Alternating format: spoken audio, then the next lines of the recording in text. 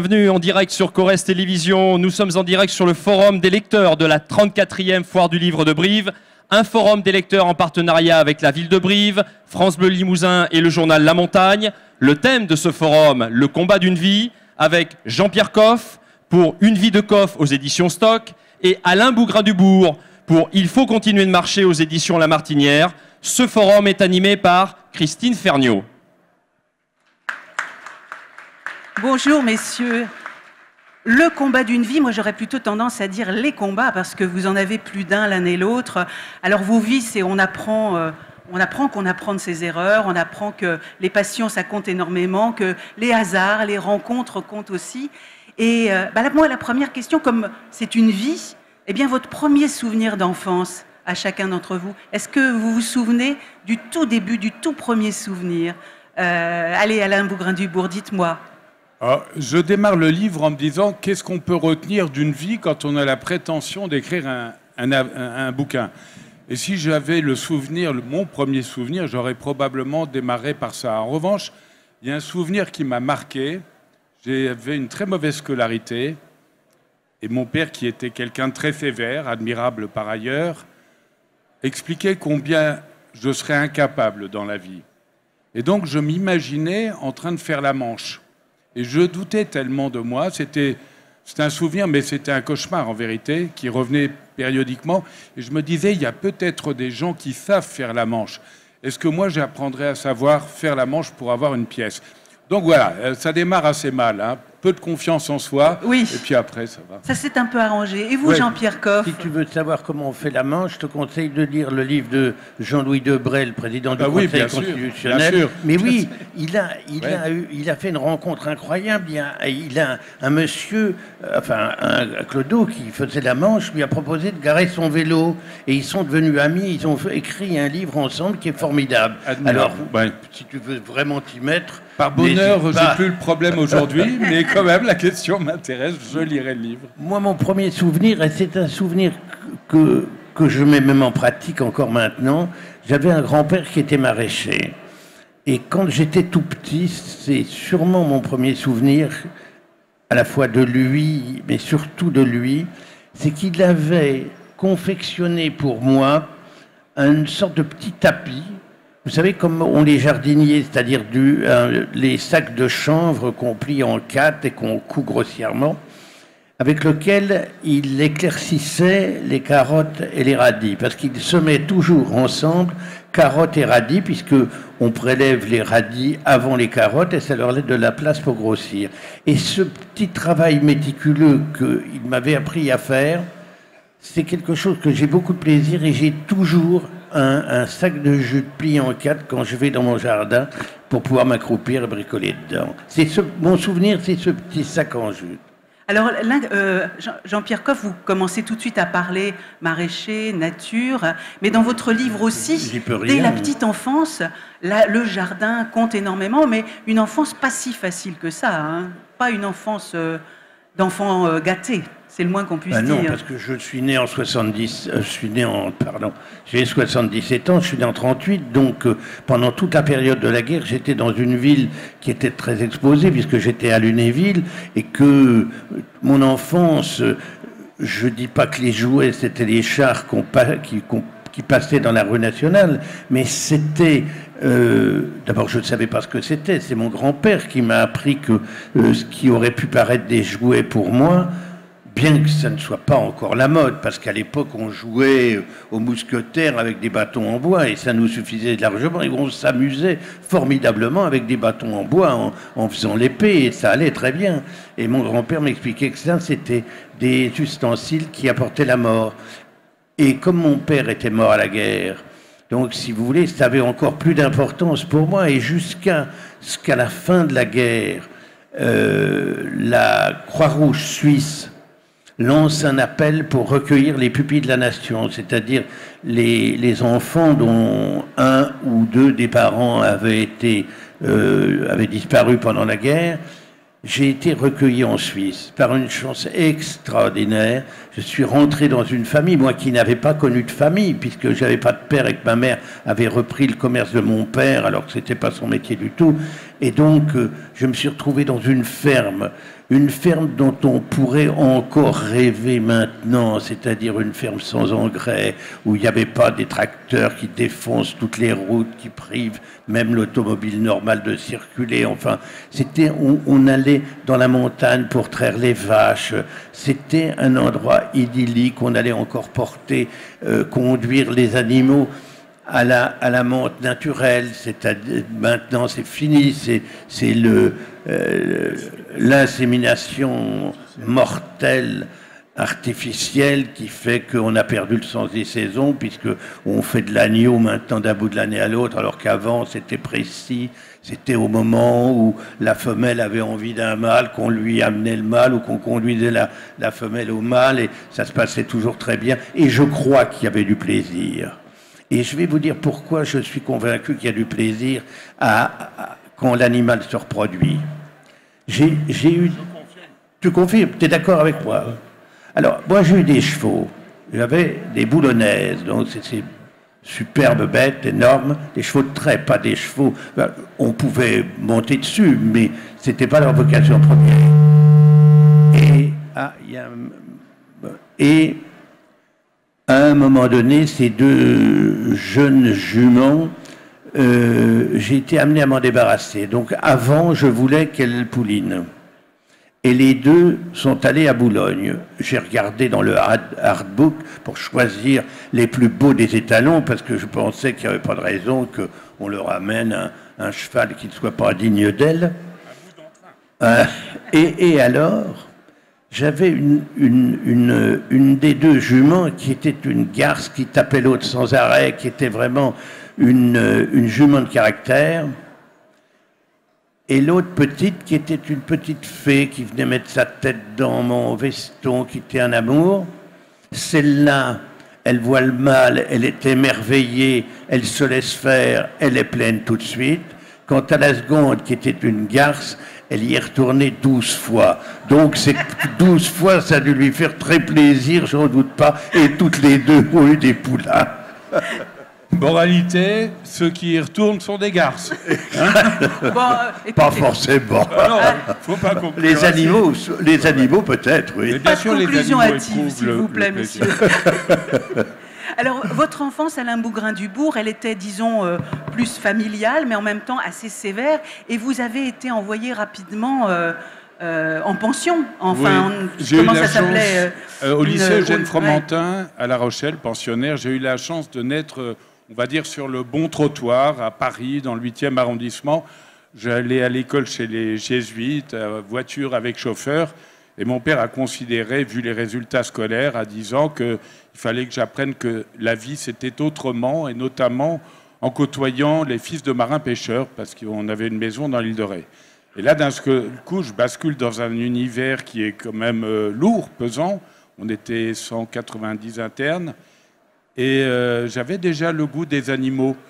Et il se trouve que, juste à côté du lycée, il y avait le muséum d'histoire naturelle.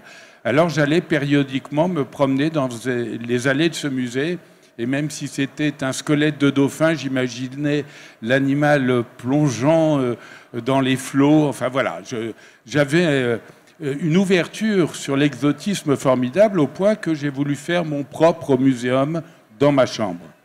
Alors j'ai ramené, que je trouvais sur la plage déjà, des oiseaux mazoutés, je les piquais au formol, je mettais des bestioles, des crabes, des trucs comme ça dans du formol, des bocaux, puis je mettais des noms latins que j'imaginais.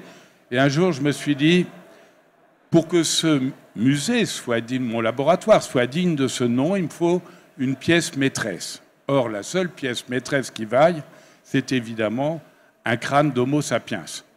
Alors j'ai eu un ami qui m'a dit, je connais dans un village de Charente une fosse commune, on va trouver un crâne. J'ai donc été faire une expédition, j'avais 12 ans, j'ai pris le crâne, et quand je l'ai mis dans l'eau de Javel, en attendant le week-end prochain pour le poser sur le présentoir, je suis rentré au lycée, et là j'ai commencé à avoir des scrupules. Je me suis dit, mais au fond, ce crâne appartenait à un homme, cet homme avait une âme. Et j'ai donc écrit à mon père, je lui dis, papa, je vous écris parce que voilà ce que j'ai fait, et j'espérais qu'il m'aiderait dans ma démarche. Ça a été une lettre terrible, terrible, très violente. Et je me retrouvais devant le lycée, en larmes. Et il se trouve, c'est là où, quand vous dites que les rencontres comptent, eh bien, il y avait un biologiste du muséum qui m'avait vu dans les allées, qui a traversé la rue pour revenir vers moi. Il me dit « Qu'est-ce qui t'arrive, mon petit gars ?» Je lui ai montré la lettre. Je voulais avoir un crâne. Il m'a pris par l'épaule. Il m'a dit « Des crânes, il y en a plein, le muséum. Viens, je t'emmène. » Et pour me faire plaisir, il m'a emmené au 2e étage du muséum. Il a ouvert une armoire en coin. Et là, qu'est-ce que je vois ? Flottant dans le formol, la tête du dernier décapité de La Rochelle. Et là, il pensait me faire très plaisir en montrant quelque chose d'exceptionnel. Alors, plus singulièrement, après, les gens du muséum qui se passionnaient pour les serpents, notamment, et le bagage des oiseaux, m'ont initié à la découverte de la nature. Et c'est comme ça qu'ayant de mauvais résultats en classe, j'ai bac-1, j'ai commencé à avoir un apprentissage de naturaliste, je crois, de qualité. Et dans ton livre, qui est passionnant, c'est ton rapport avec les serpents, et notamment avec les vipères. Pourquoi ne te pique pas? Je ne comprends rien. Alors, les vipères, évidemment, même les préparateurs m'avaient dit « Alain, si tu trouves une vipère, parce que je savais où elle se trouvait, ne la prends pas à la main. » Et évidemment, j'ai voulu m'essayer.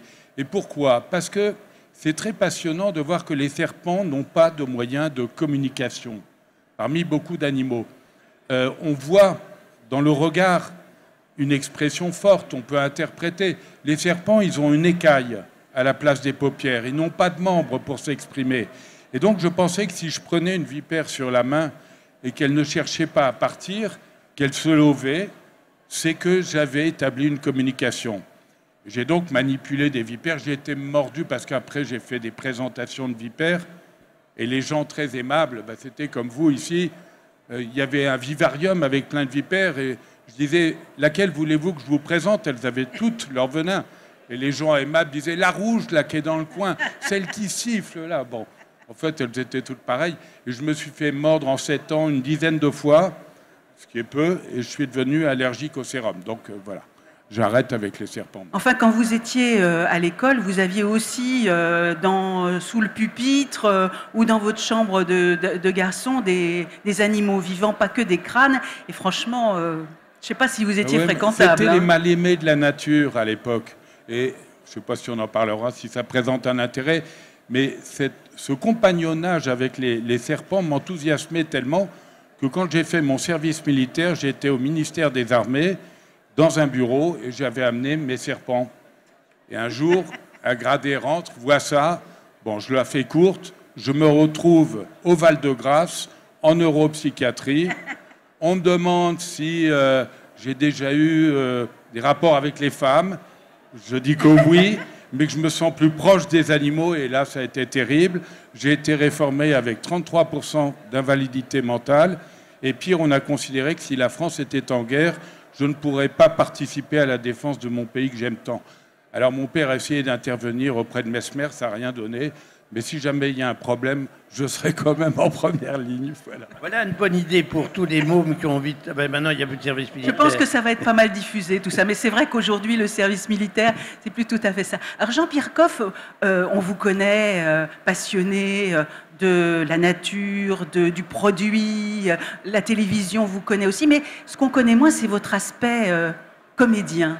Et ce qu'on écoute, ce qu'on voit beaucoup dans ce livre, c'est toute cette passion que vous avez pour le théâtre et qui s'est développée au fil des années et que vous n'avez jamais perdue. En fait, c'est pas une vie, c'est des vies que vous avez. Cette vie théâtrale, elle a été extrêmement importante. Le premier spectacle théâtral que j'ai vu, c'est lorsque j'étais à Londres. J'ai vu Laurence Oliver et Viviane Lee jouer Hamlet. Et la deuxième année, quand je suis retourné en Angleterre, j'ai vu Richard Burton et Claire Bloom dans les mêmes rôles. Ça commençait bien. Et donc, c'était des gens extrêmement aimables, gentils. C'est-à-dire que la première fois, c'était pas à Ludwig, c'était dans un théâtre, mais la deuxième fois, c'était à Ludwig. Et c'était un théâtre, il n'était pas encore refait comme maintenant, le vieux théâtre de Stratford.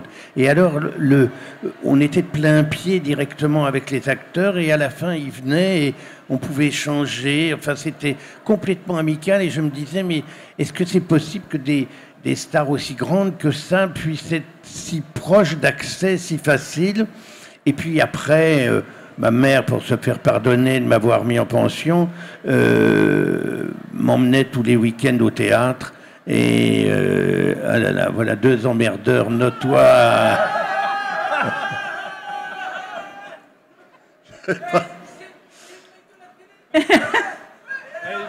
Parce que là, Alors, venez, c'est enregistré. Jean Telet et Claude Sérillon, qui ne font pas assez de télé à leur goût, viennent ici. Venez, messieurs, venez. Ce que je préfère dans le livre de Jean-Pierre, c'est le titre. Autant je trouve le titre très bon que le reste. C'est C'est parce qu'il dit ça, parce que c'est lui qui m'a trouvé le titre, pour dire la vérité. Vous voyez à quel point on est amis, bien sûr. Retournez à votre stand. Voilà, allez, soyez sérieux. Bon, on essayait de pas parler de choses sérieuses, mais Non, mais il n'y a ils pas savent- moyen, mais hein, ils ne savent vraiment, pas ce que c'est, avec ces ça, garçons. Donc, On parlait théâtre, mais alors, c'était un peu du après, théâtre, là. ma mère m'a emmené systématiquement tous les samedis après-midi et dimanche soir, j'allais au théâtre. J'ai donc pu voir, vous voyez, c'était tout de suite après la guerre, dans les années 50-60.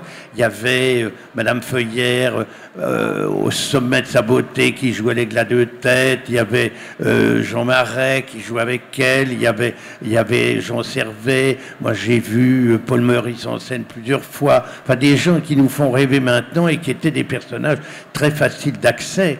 Et donc, j'ai été attiré par ça toute ma vie et j'ai voulu rentrer au cours Simon parce que j'ai voulu devenir acteur. C'était ça ma préoccupation principale et mon envie. Et puis au cours Simon, j'ai eu le prix Marcel Achard et puis je suis parti en tournée tout de suite. J'ai joué dans Le Misanthrope, ensuite j'ai joué une pièce pour enfants. Et puis quand je suis revenu, eh ben, 1 an de tournée, plus personne ne sait qui vous êtes dans Paris quand vous n'avez eu qu'un prix et que tout le monde l'a oublié. Donc, je me suis retrouvé sans boulot. J'étais obligé de commencer à envisager de travailler. Et là, je suis rentré à l'armée pour faire mon service militaire, qui, à l'époque de la guerre d'Algérie, durait quand même 36 mois, ce qui était plutôt pas mal. Et vous n'avez pas été comme Alain Bougrain-Dubourg. Oui, enfin, je ne lui souhaite pas d'avoir fait éloigné 36 de mois tout de ça. service militaire À parmi personne. les météorologues, puisque moi j'ai été versé dans la météorologie, alors que je suis incapable de reconnaître un orage du soleil. Et le problème avec Jean-Pierre, c'est qu'avec son parcours, on ne sait pas s'il joue la comédie ou s'il est sincère. Hein, Jean-Pierre? Non, je suis à l'instant T, je suis toujours sincère. C'est-à-dire qu'il y a très longtemps, j'ai compris que le mensonge était un emmerdement épouvantable. Il faut s'y retrouver quand même dans tout ce qu'on raconte. Donc un jour, je me suis fait prendre comme ça dans un mensonge idiot, et à partir de là, je me suis juré que c'était bien inutile de mentir. C'est tellement simple de dire la vérité. Oui, on s'est trompé, et si on a fait une connerie, on a fait une connerie, et c'est pas dramatique de l'avouer. C'est plus simple, me semble-t-il, que d'essayer de s'enferrer dans quelque chose qu'on maîtrise mal. Oui, et puis parfois, et l'un et l'autre, enfin ni l'un ni l'autre, vous n'avez votre langue dans votre poche. Et dans ce livre, dans vos livres, on s'en aperçoit bien. Vous n'aimez pas, vous ne passez pas par 4 chemins pour dire les choses telles qu'elles sont. Alors, Alain Bougrain-Dubourg, tout à l'heure, on parlait de rencontres, mais il y a une rencontre qui est extrêmement importante dans votre vie, c'est Jean Rostand. Jean Rostand, oui, j'ai eu la chance de le connaître, ce biologiste extraordinaire, académicien, humaniste. Et tous les dimanches, il organisait à Ville d'Avray des rencontres où il y avait le dernier auteur à la mode, où il y avait le directeur du Palais de la Découverte, que sais-je encore. Et il m'avait accordé autant d'importance qu'aux autres. Moi, j'étais très ému, un peu sauvage à l'époque, je n'avais pas l'expérience d'aujourd'hui. Et il m'a toujours accompagné, parce que assez jeune, je me suis lancé dans des combats multiples. Il était toujours là jusqu'au bout. Et puis notamment, il m'a dit, Alain, il faut que vous... Monsieur, il m'appelait monsieur, il faut que vous vous présentiez à la Fondation de la Vocation, qui était une institution de Marcel Bleustein-Blanchet, qui existe toujours, et qui aidait des jeunes qui avaient une vocation. Et il m'a soutenu dans cette démarche. J'ai été lauréat. Et à sa mort, Marcel Blostein-Blanchet m'a proposé de reprendre sa place. Donc je suis membre du jury et je continue. Mais voyez-vous, dans la vie, on a parlé de rencontres, il nous faut des mentors, incontestablement. Peut-être parce que ça nous éclaire sur le chemin à parcourir, ça nous rassure également. Et puis enfin, parce que je crois que c'est le rôle de chacun d'entre nous, à notre niveau, les parents qui éduquent les enfants, un enseignant qui s'adresse à sa classe, des rencontres dans la rue, n'importe où, c'est de passer le message, d'avoir un échange, d'assurer le relais. Ça me paraît très important. Là, je pense que ce que tu viens de dire est tout à fait essentiel. Je pense même plus loin. Il faut que les jeunes qui nous écoutent n'aient pas peur de se confier, de chercher une aide quelque part. Il y a toujours une main pour vous aider. Quelquefois, ce n'est pas la bonne, mais souvent, on tombe par chance, le plus souvent, ou par hasard. Regardez-moi qui n'ai pas mon certificat d'études, je suis tombé sur Jean-Claude Carrière. Quel meilleur maître pour apprendre à écrire. Je veux dire, il me corrigeait, il me disait fais des bâtons. Il avait l'air de se foutre de moi. Et finalement, c'est une façon de se concentrer sur un travail. On fait des bâtons, effectivement, j'en ai fait. Et à un moment donné, tout à coup, on ne sait pas pourquoi, le bâton se transforme en une lettre. Et puis ça devient un mot. Et puis c'est parti. Et j'ai eu comme ça Carmet, miraculeusement dans ma vie, j'ai rencontré Jean Poiret. Alors évidemment, ce sont des gens du spectacle, parce qu'à un moment donné, j'ai été ruiné, donc j'étais enfermé dans ma maison. J'ai été ruiné pour une raison simple. À un moment donné, vous savez, sur la voie publique, il y a des quêtes. On quête pour les aveugles, on quête pour les veuves de guerre, on quête pour les combattants, les anciens combattants, etc. Et un ministre, qui était à l'époque Edgar Faure, se demandait où allait l'argent.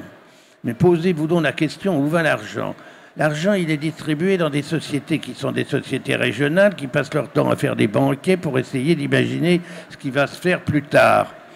Et finalement, l'argent ne remonte jamais à l'endroit où il faudrait pour avoir une défense de cause nationale. Et moi, à ce moment-là, j'ai proposé Edgar Faure, je lui ai dit, mais pourquoi est-ce que finalement on réclame de l'argent aux gens?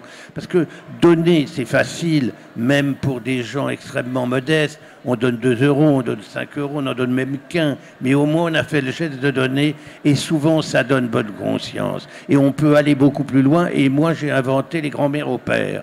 Ça consistait à mettre des personnes âgées dans des familles normales, heureuses, un couple qui avait des enfants, mais qui n'avaient pas de grands-parents, ou qui n'en avaient plus parce qu'ils avaient disparu. Et la première année, on en a envoyé 7000. La deuxième année, 8000. Mais comme la deuxième année, tout le monde m'a abandonné et que je n'ai plus l'aide des pouvoirs publics, j'ai fait moi-même avec mon argent. Et puis tout à coup, pop, ça s'est arrêté inévitablement. Mais ça, c'est une idée qu'il faudrait continuer. C'est essayer de faire en sorte que les gens se consacrent à une action, une bonne œuvre, mais sans se libérer avec un billet. Il faut aller plus loin. Tu sais, on a fait une enquête sur la motivation des gens qui adhéraient à une association, notamment de protection de la nature. Eh bien, 1/3 des gens adhèrent pour avoir des avantages, des entrées moins chères dans un muséum, des bouquins moins chers. 1/3 adhèrent pour la cause, pour soutenir, et 1/3 adhèrent pour enrichir le tissu social. C'est-à-dire qu'il y a une forme de solitude, et à travers des rencontres au sein des associations, ils comblent la solitude. La solitude est vraiment un problème du XXIe siècle, incontestablement, et je crois que ça coûte pas très cher d'aller vers l'autre. On ne va pas faire du prêchi-prêcha, faire du violon ici, mais franchement, on est tellement confronté, je vois à quelques semaines de la COP 21, la conférence climat et tout, à des choses qui deviennent mondiales, qui ne sont plus à la dimension humaine, que tout ce qu'on peut faire à notre niveau, c'est indispensable. Et il y a une jolie formule, c'est l'histoire du colibri. Ce sont des animaux qui sont là, figés devant un incendie de forêt. La forêt est en flammes, et puis il y a le plus petit oiseau de la création qui passe au-dessus d'eux avec une goutte d'eau dans le bec. Et les animaux lui disent, mais qu'est-ce que tu fais, colibri?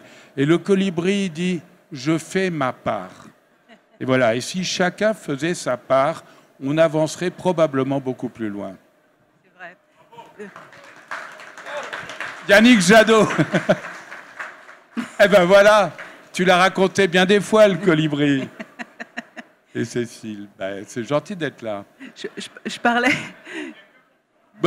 Venez, comme Allez, venez. il y a Cérillon qui est venu, allez, écoutez, venez vous montrer. Jean Telet, Claude Voilà. Cérillon sont venus, venez. Voilà, il y a tous les amis qui arrivent, Cécile. Vous savez, c'est quand même Les verts sont là.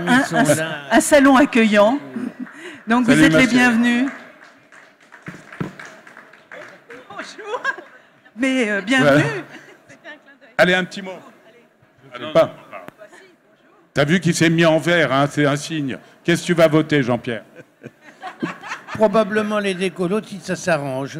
T'as raison, il faut qu'ils se rabibochent un peu entre eux. Entre Ouais. les oiseaux et la bonne bouffe, franchement, si on veut gagner de toute façon à vivre mieux, de manière plus conviviale dans la société, ça commence par se réconcilier avec la nature et se retrouver autour d'un bon verre de vin, un vin de nature de préférence. Il est à peine démago, là. Et dire une ça. bonne Vous n'aurez assiette. pas Monsieur Evin comme vous n'aurez pas Monsieur Evin comme votant pour vous en tout cas. Il n'aime pas les vins de nature? Le ministre, qu'on l'horrible fasse de ministre qui a pub. supprimé le plaisir de boire. Et pas d'élevage en batterie, puisqu'on parle de bouffe. On est d'accord, Jean-Pierre? Pas d'élevage en Les- batterie. 16 volailles sur une feuille A4. Voilà. Oui, mais Non, mais c'est... on peut parler de Quand ça. 30 Mais vous Oui. savez quand même qu'il y a un truc formidable. La situation... Non, mais ça vous intéresse, ce que je vais dire. Eh, Qu'est-ce comme que vous si croyez ils étaient pas Que comme vous- Il n'y a RS, pas hein, que vous je sais qui pas. défendez la nature. Moi, je défends... Je m'insurge contre les cons. Imaginez qu'à... Là, il y a du boulot. Bah ça on l'avait entendu on parler ne de sera ça. pas trop de 4. Si vous voulez vous joindre à nous, Christine, vous êtes la bienvenue. Mais je suis déjà avec vous. Ah ben c'est très bien. Restez-y. Imaginez que ces cages dans lesquelles vivent dans un état concentrationnaire ces malheureuses poules, ces cages sont minuscules, donc on avait décidé, enfin l'Europe avait décidé de les agrandir. Pas beaucoup, un tout petit peu, rassurez-vous. Mais par contre, il y a un individu, vraisemblablement un énarque sans doute, qui a décidé que pour le bienfait de la poule en cage, l'idéal, ça serait de leur mettre un perchoir, ça aiderait à la ponte. Est-ce que vous avez déjà vu, vous, dans votre histoire, une poule pondre d'un perchoir? Ça Non, vous a alors là, je traversé? m'inscris complètement en faux. Là, on va pas être d'accord. Alors bon. C'était Alors, pour allez. améliorer le minimum de bien-être des volailles. Et attendez, je vais vous dire autre chose. Je ne sais pas si vous vous rappelez, il y a 4 ou 5 ans, le prix de l'œuf a brutalement augmenté. Et on nous a dit, c'est Bruxelles qui nous oblige à améliorer les cages en batterie. Eh bien, je vais vous dire la vérité. Fallait les supprimer. C'était voté 10 ans plus tôt. Mais tous les ministres de l'Agriculture disaient aux éleveurs, vous inquiétez pas, on repoussera l'échéance, etc. Est-ce que Voilà. c'est bien utile Et de mettre un c'est- perchoir? Il valait mieux Oui. supprimer les Ah bah, cages. ça, je suis d'accord. Mais alors, on va faire juste un petit truc pratique, si vous le permettez. Allez-y. C'est mon petit message. Ne vous faites pas avoir. Vous vous rendez compte que des œufs en batterie, on les vend actuellement dans le commerce sous le nom les œufs d'Émilie, les œufs de nos villages, Nature œufs, œufs de nos régions. Et ça, c'est issu d'œufs en batterie. Alors, il y a une façon très très simple d'identifier Mais on n'a pas le la droit nature même de les appeler comme ça. La ben, législation ne le permet bah, pas. Ah bah oui, mais Écoute, il c'est faudrait dans des le contrôles marché. de la DG. Alors, etc. vous avez sur chaque œuf un numéro de 0 à 3. Qui sait ce que ça veut dire? Ah, il y en a un petit peu. Alors, je le dis rapidement. 0, c'est l'élevage bio, c'est-à-dire les volailles qui sont en extérieur, qui n'ont pas de produits chimiques et tout. Le 1, c'est l'élevage extérieur, mais il peut y avoir des produits chimiques. Le 2, c'est au sol, mais à l'intérieur, il ne voit jamais le jour. Et enfin, le 3, c'est en batterie. Je vous demande de ne plus acheter de numéro 3, vous regardez bien. Et il faut faire gaffe parce que sur les marchés, on voit un panier en osier avec de la paille, etc. C'est du 3. Voilà, et c'est du 3. Et bien si les consommateurs, comme l'a fait McDo du reste, commencent à dire, bah non, nous on veut des œufs numéro 2 ou 1 et 0, eh bien j'aime autant vous dire que tout le monde va s'y mettre, ça coûtera moins cher, et les prix sont quasiment les mêmes, il y a eu des enquêtes de fait.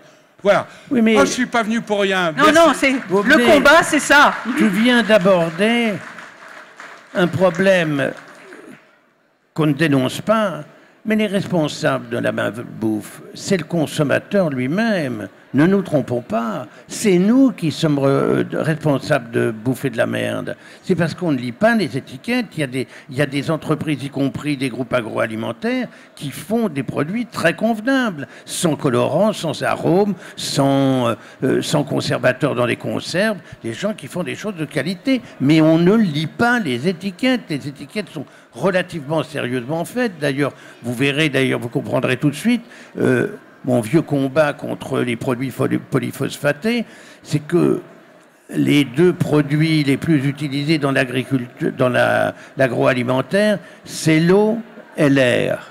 Vous verrez, dès l'instant où vous voyez de l'eau, inévitablement, vous voyez soit un polyphosphate pour un rétenteur d'eau de toutes les façons, pour retenir l'eau à l'intérieur. C'est avec ça qu'on fait du chiffre d'affaires, d'ailleurs. C'est ça qu'il faut savoir. Donc, quand vous voyez l'eau qui est en première ou en deuxième... Hier, je faisais une dégustation et je vois l'eau qui était en premier sur une boîte de raviolis. Ça veut dire que c'était avant tout la partie la plus importante de ce qui était dans la boîte de raviolis, c'était de la flotte. Après, il y avait de la sauce tomate. Après, il y avait une pâte alimentaire et éventuellement, à l'intérieur, il y avait une crotte qui était plus petite que mon ongle, qui était un hachis de je ne sais pas très bien quoi. Alors finalement, l'idéal, ce serait de faire comme vous faisiez, c'est-à-dire d'avoir votre cochon chez vous, que vous découpez, puisque dans le cochon tout est bon, et que vous faites dans tous les plats du monde, et puis vous distribuez dans votre restaurant, comme vous le faisiez autrefois. Oui, ça c'est ce que j'ai fait, mais je pense qu'Alain ne serait pas d'accord si on demandait à chacun d'élever un cochon. Peut-être mais pas. maintenant, je ne suis pas certain qu'un bon boucher habile et costaud qui assomme un cochon et qui l'égorge ne ferait pas mieux que ce qui se passe dans certains abattoirs, hein, entre nous. Alors j'ai visité, figure-toi, il y a 15 jours, j'ai pensé à toi, j'ai visité un abattoir à côté de Nogent de Retroux. Un abattoir privé, parce qu'il ne faut pas oublier que la destruction des abattoirs de proximité ne facilite pas la vie animale ni leur tranquillité au moment de la tuerie. Ils ne tuent que des cochons qui sont ramassés dans un rayon de 50 km autour de l'abattoir. Et les cochons doivent être propres. Car ce qui me terrifie quand je rentre dans un abattoir, et ça m'arrive malheureusement assez souvent, c'est la saleté des animaux. Alors qu'il faut savoir que les propriétaires touchent pour la propreté d'un animal. Tu le sais, ça. Ils touchent et ils ne perçoivent pas parce que c'est insuffisant, c'est 100 € de mettre propre. Alors ça ne se justifie pas.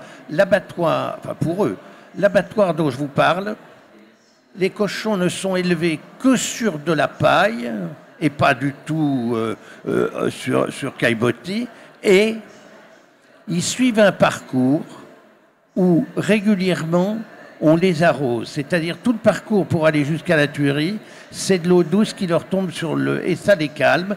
Et moi j'y ai été amené à constater que le cochon arrivé là, il était détendu, alors que vous allez dans un abattoir industriel qui appartient à des énormes groupes agroalimentaires, eh bien là, je peux dire, les malheureux bovins qui sont là, piqués au cul avec des pointes, c'est catastrophique. Je vous entends là et je me dis que, en fait, l'un comme l'autre, les combats, vous n'en finissez jamais. Alain Bougrain-Dubourg, vous n'êtes jamais fatigué de repartir comme ça sur les routes, comme vous faisiez quand vous étiez gamin, aller de tente en tente, de ville en ville pour expliquer l'importance des animaux. Vous continuez, vous vous êtes battu pour les bébés phoques, vous vous êtes battu pour l'écologie et vous y allez toujours.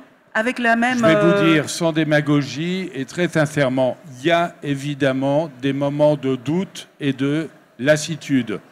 Au moment où je vous parle, il y a une espèce de batracien sur 3 qui disparaît, une espèce de mammifère sur 4 et une espèce d'oiseau sur 8. Et le vivant qui nous entoure, la biodiversité, c'est notre assurance vie. Eh bien, on reste indifférent. C'est l'indifférence, le mépris qui me paraît le plus grave. Alors, c'est vrai que par exemple, l'ERICA, il a fallu 11 ans de procédure jusqu'en cassation pour obtenir le fameux préjudice écologique. c'est vrai qu'il y a des moments où on a envie de baisser les bras. Mais je vous ai dit que je disais les choses sans démagogie. En retour, il y a des gens que vous croisez qui vous disent en permanence « faut continuer ». Il y a des lettres émouvantes, admirables, de gens qui disent « moi je suis dans l'ombre, mais vous pouvez porter un peu le message à la lumière » et c'est pour ça qu'on poursuit.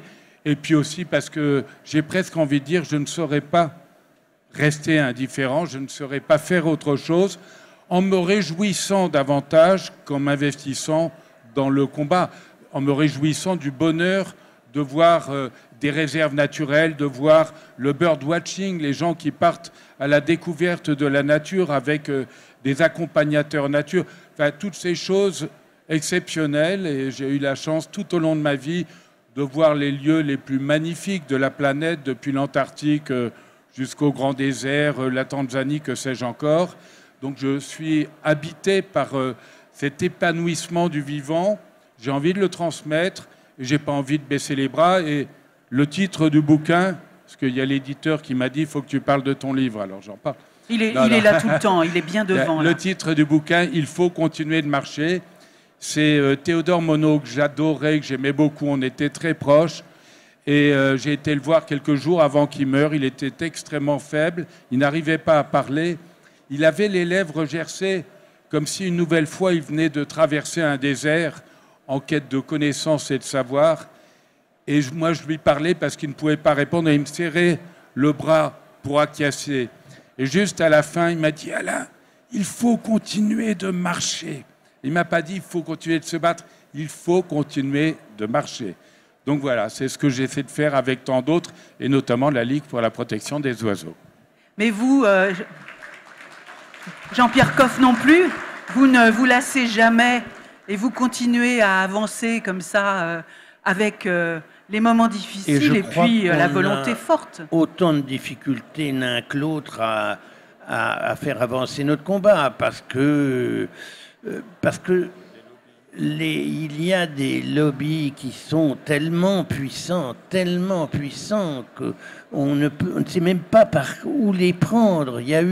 J'ai vu démarrer le lobby de l'huile de palme, où là maintenant il y a une transformation invraisemblable. La presse périodique trouve que l'huile de palme c'est bien. On abat des millions d'hectares de palmiers, alors qu'il existe des palmiers qui repoussent régulièrement. Quand on va en Amazonie, le Royal Palm, ce sont des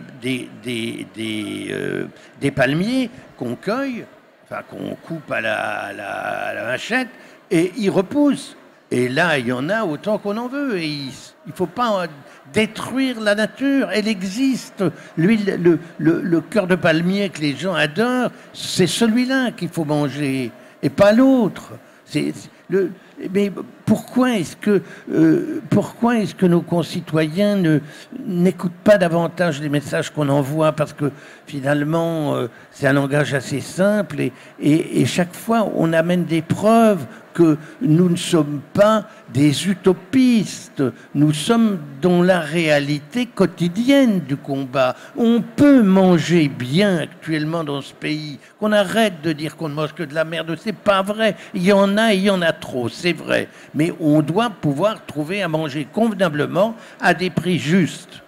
Mais oui, c'est vrai. Mais si, bien sûr. Mais nous continuerons la conversation. Malheureusement, on va devoir terminer cette conversation. Alors, ce que je voulais vous dire, c'est que Alain Bougrain-Dubourg, avec Il faut continuer de marcher, Jean-Pierre Coff, tous les deux, dans votre livre, vous racontez 1000 histoires, 1000 vies, et surtout, ce qu'on n'a pas fait, on n'a pas parlé de télévision. Donc, il va falloir qu'on se retrouve pour en discuter, parce qu'il y aurait 1000 choses à dire. Merci à tous les deux. Peut-être.